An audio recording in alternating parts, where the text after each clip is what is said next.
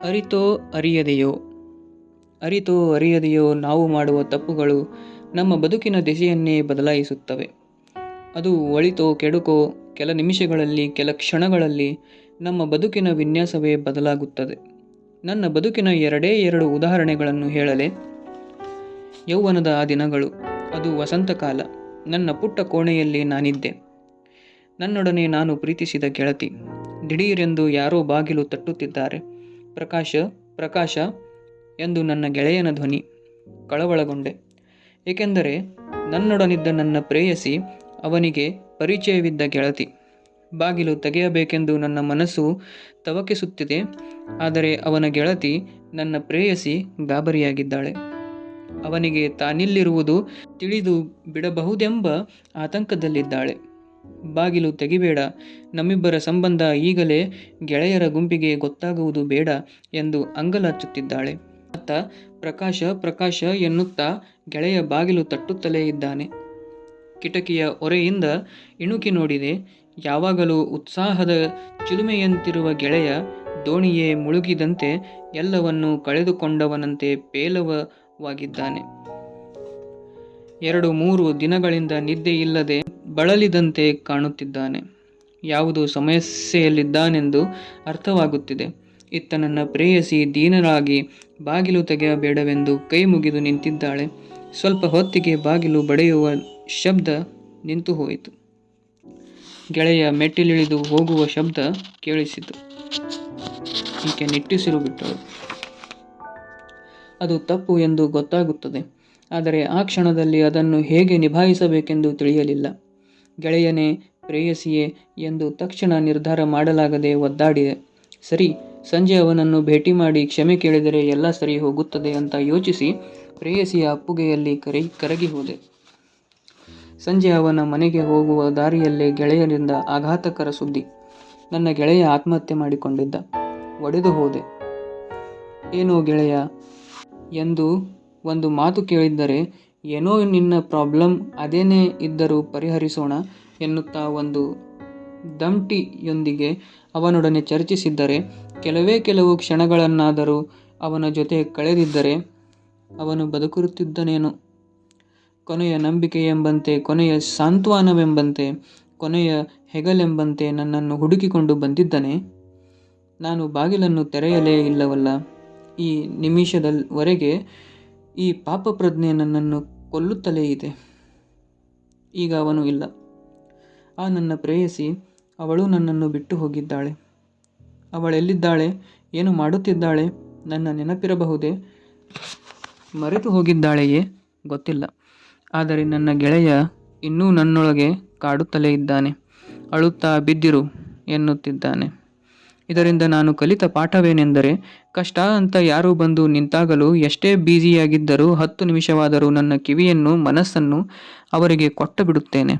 ನನ್ನಿಂದ ಕೆಲವೊಮ್ಮೆ ಸಹಾಯ ಮಾಡಲಾಗದಿದ್ದರೂ ಅವರ ಕಷ್ಟವನ್ನು ಕಿವಿಗೊಟ್ಟು ಕೇಳಿಸಿಕೊಂಡರೆ ಪರಿಹರಿಸಲು ಪ್ರಯತ್ನಿಸಿದೆ ಎಂಬ ಆತ್ಮತೃಪ್ತಿಯಾದರೂ ದಕ್ಕುತ್ತದೆ. ಇಷ್ಟು ಸಣ್ಣ ಪಾಠ ಕಲಿಯಲು ನಾನು ಕೊಟ್ಟ ಬೆಲೆ ತುಂಬ ದೊಡ್ಡದು.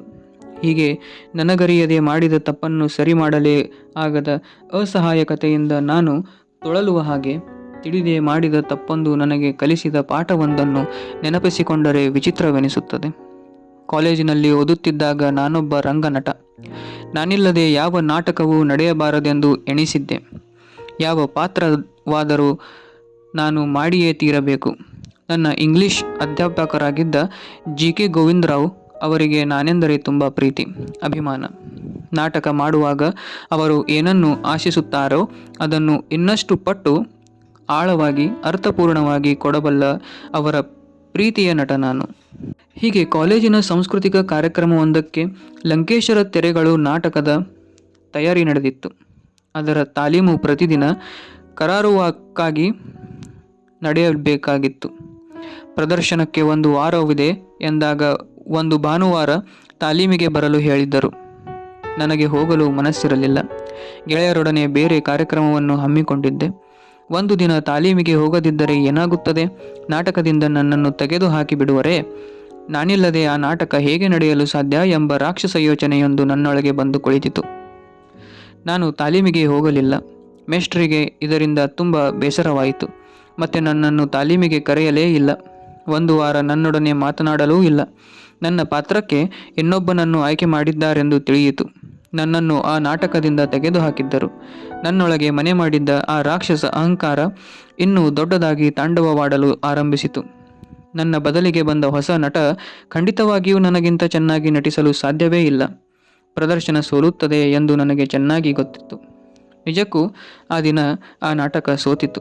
ಪ್ರಕಾಶ್ ಆ ಪಾತ್ರ ಮಾಡಿದ್ದರೆ ತುಂಬ ಚೆನ್ನಾಗಿರುತ್ತಿತ್ತು ಎಂದು ನನ್ನ ಕಾಲೇಜಿನ ಗೆಳೆಯರು ನನ್ನ ಬೆನ್ನಿಗೆ ನಿಂತರು. ನಾಟಕದ ಸೋಲು ನನ್ನ ಗೆಲುವೆಂದು ಸಂಭ್ರಮಿಸಿದೆ. ಮಾರನೇ ದಿನ ಮೇಷ್ಟ್ರು ನನ್ನನ್ನು ಬರ ಹೇಳಿದರು.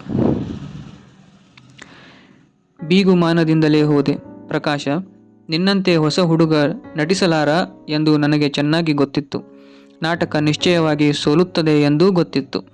ಆದರೂ ಯಾಕೆ ಮಾಡಿಸಿದೆ ಎಂದು ಗೊತ್ತೇನು? ನಿನ್ನೊಳಗಿನ ಅಹಂಕಾರಕ್ಕೆ ಉತ್ತರ ಕೊಡಬೇಕಾಗಿತ್ತು. ಒಬ್ಬ ನಟನಾಗಿ ಖಂಡಿತ ನೀನು ಗೆಲ್ಲುವೆ.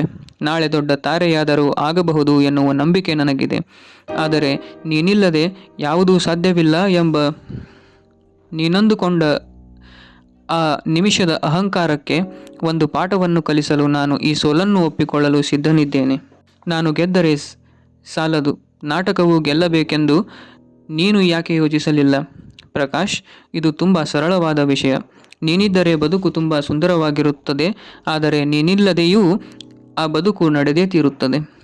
ಯುಗ ಯುಗಗಳಿಂದಲೂ ಇರುವ ಪ್ರಕೃತಿಯ ಸತ್ಯ ಇದು ಎಂದು ಹೇಳಿ ಮೇಷ್ಟ್ರು ಎದ್ದು ಹೋದರು.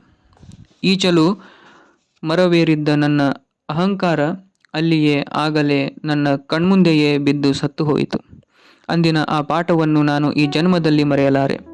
ಬಹಳ ವರುಷಗಳ ನಂತರ ನಾನು ಪ್ರಬಲ ನಟನಾಗಿ ಹೆಸರುವಾಸಿಯಾದ ಮೇಲೆ ನಾನು ಓದಿದ ಪಾಠ ಕಲಿತ ಆ ಕಾಲೇಜಿನ ಒಂದು ಕಾರ್ಯಕ್ರಮಕ್ಕೆ ಮುಖ್ಯ ಅತಿಥಿಯಾಗಿ ಹೋಗಿದ್ದೆ. ಅಂದಿನ ವಿದ್ಯಾರ್ಥಿಗಳು ನಾಟಕವೊಂದನ್ನು ಆಡಿದ್ದರು. ನನ್ನ ಕಾಲೇಜಿನ ನಾಟಕ ನಾನಿಲ್ಲದೆಯೇ ನಡೆಯುತ್ತಿದೆ.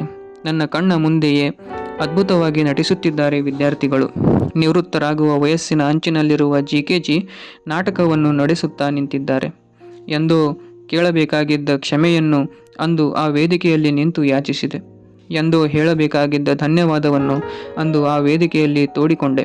ಹಿಂದೆಲ್ಲ ನಾನು ಚೆನ್ನಾಗಿದ್ದರೆ ನನ್ನ ಪ್ರಪಂಚ ಚೆನ್ನಾಗಿರುತ್ತದೆ ಎಂದುಕೊಳ್ಳುತ್ತಿದ್ದೆ.